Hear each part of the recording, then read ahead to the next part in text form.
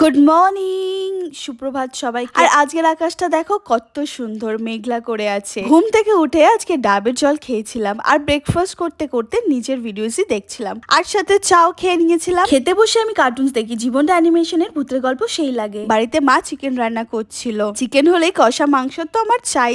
তারপর বাড়ির কাজে লেগে পড়েছিলাম, রুমটাকে একটু ভালো করে সেট আপ করছি। আর ভাই অফিস থেকে ফেরার সময় আমার জন্য আচার নিয়ে এসেছিল। আমার যা লাগে না খেতে, উফ সেই টক ঝাল মিষ্টি তেঁতুলের আচার, আমের আমশি, চালতার আচার। আচ্ছা, তোমাদের কোন আচারটা খেতে বেশি পছন্দ জানিও কিন্তু। তারপর লাঞ্চ সেরে বিকালে একটু ফ্রেন্ডসদের সাথে গেছিলাম মেট্রো প্লাজাতে। এই মলে প্রচুর ট্রেন্ডিং কালেকশন, প্রাইস কম বেশি সব রকমের। ওখান থেকে কিছু স্ন্যাক্স খেয়েছিলাম, নিয়েছিলাম সুইট কর্ন, ফ্রেঞ্চ ফ্রাইজ আর এই ছোট ছোট কচুরিগুলো দেখতে বড়ই মিষ্টি, ফ্রাইড মোমো আর ক্রিস্পি কর্ন। তো গাইস, দেখা হচ্ছে পরের ব্লগে, বাই।